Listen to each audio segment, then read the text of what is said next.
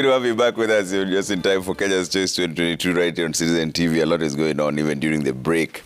All right, so let me introduce my guest one more time. Mwangi is here, CEO and founder, Intel Research Solutions. Newton Amasi is also with us, spokesperson, Democratic Party, and Arnold Maliba, public policy expert. Before I get to hear your views on how the electioneering period went, plus the results, Karen, I'll start with you.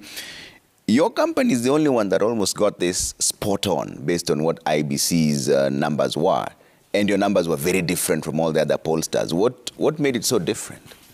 First and foremost, we covered a larger population. We had a very huge sample size of 29,896 respondents with a margin of error ±1. So we were closer to the reality. You know, the higher the sample size, the smaller the margin of error. So that's what made the difference. So what were the leading questions that the others didn't seem to get right? I think it's the sample size because we posed one question. If elections were held today, who are you likely to vote for is the president of this country? Yeah.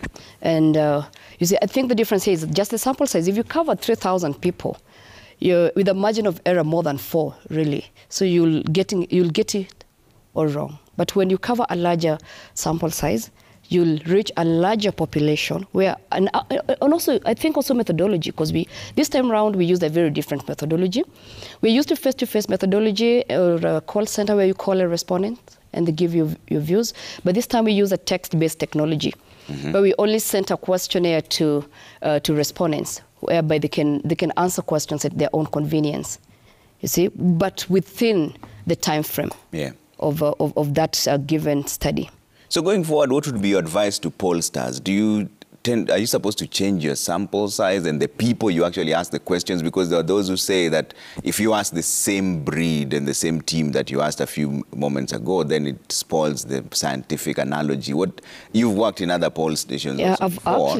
I'm a former employee of Infotrack Research, and also I've worked with TIFA, I've worked with Ipsos. So you worked almost across all board. And I grew actually with time. I started as an interviewer at Ipsos. Okay. Then Infotrack Research as the head of operations. Then TIFA Research, I was head of projects. And now I started my own research company. That is end of 2019. Again, we don't ask the same people because they're not supposed to participate in the same similar study within a period of 3 months. So there's one question that we ask. Have you participated in this kind of research in the past 3 months? So if answer is yes, we terminate the questionnaire. So we don't ask the same people. Again, there's also a methodology that we apply. Like, for example, a face-to-face interview.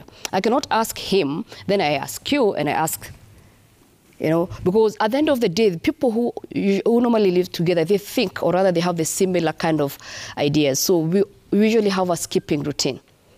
Even when we're also recruiting them from our database, like, for example, now this methodology that we used, we make sure that we recruit up to the ward level.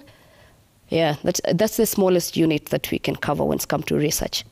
So the methodology is okay. I think what they're supposed to do is to increase the sample size so that they can give a majority of people a chance to take part, or rather to participate in research. There are those allegations that most of you guys were compromised.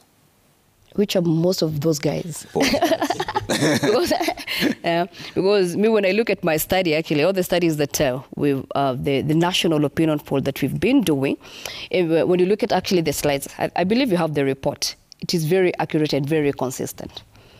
You know, and all the polls, Ruto was taking the lead, and I'm not a Ruto person, or rather Raila person. Me, I'm just a researcher. And we're just posting a question, and those are the feedback that we're getting from a majority of people that we interviewed.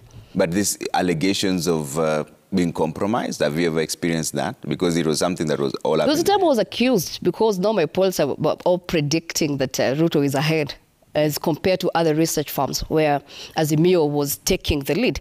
So people, those are very wrong narrative that I'm working for UDA, which is a wrong narrative. I don't even think Angela Mbedo is working for Azimio. We are researchers.